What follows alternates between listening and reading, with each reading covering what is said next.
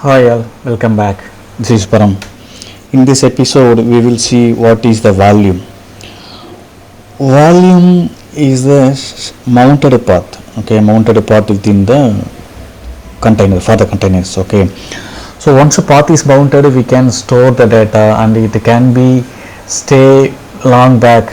Okay, though our pod or container get lost or died. Okay, so that is a benefit. So at least for example all the stateful object, okay, or any of the database, if you are running any database within the Kubernetes, okay, so we may run the database code within the Kubernetes to get benefit of Kubernetes. Okay, but data has to be stayed back. Okay, data has to be retained. Though as a behavior of pod may be deleted at any times, it's a ephemeral, right? Okay, so we want to keep the data to be safe, and if the new pod has started, it should start using of the same data. Okay, that is where volume comes. Okay, that is a use case of volumes. So volume has by default volume has three object, yes, three API object or runtime object, whatever we call. Okay, so these three object form frame the persistence volume subsystems within the Kubernetes. So here first thing is storage class. It is a kind of driver. Okay, it is kind of driver. So it has to be installed in our Kubernetes cluster. Okay, so one or two storage classes has to be installed. It will becomes helm package or any other format or AMI files. Okay, if our Kubernetes cluster runs in within the any public cloud, okay, so by default if you are creating new Kubernetes cluster within the for example Google Cloud GCP, okay, one or two storage classes installed automatically. Okay, that is very important, installed automatically. The storage classes which is act as a driver, this is going to create the persistence volume. That volume will be mounted with the pod in our Kubernetes case. Okay, so the creation of persistent volumes happening dynamically. That means we are not going to create disk. Okay, we are not going to create any persistent disk within the Kubernetes and attach it here. No. Okay, it is happening automatically by storage class. Okay, so once the persistence volumes so storage class is immutable. So once you create a storage class, we cannot modify it. Okay, the storage class we will specify what is a driver and whether while deleting the volume has to be deleted or not, or persistence volume has to be created immediately or for the first time access. There are a couple of parameters are there.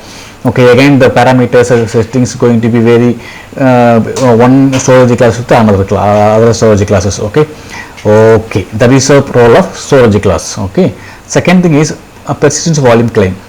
Okay, persistence volume volumes claim is the again it is another object. Okay, we are going to declare this persistence volumes name within the pod. So okay, that's how when pod start, okay, it will if it has any persistence volumes claim, okay, it will ask the storage class to create a persistence volume and attach that persistence volume with the pod.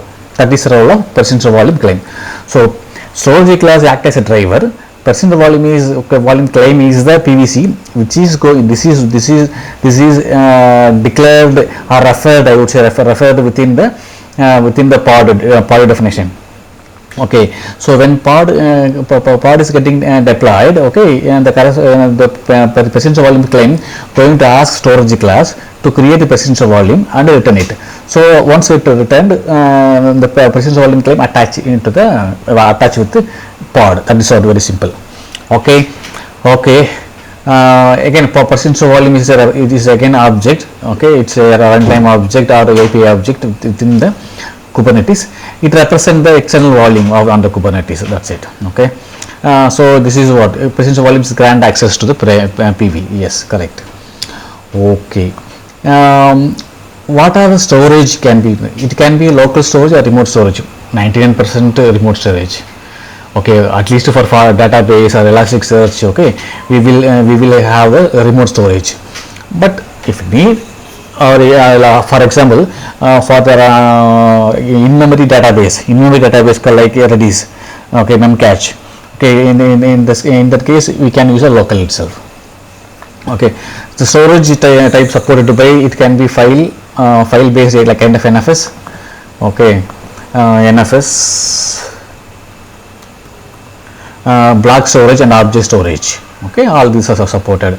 Okay, then yes, as I said, CSI, container storage interface. Container storage interface which is a plugin. That plugin has implemented by the public cloud and created a storage class automatically.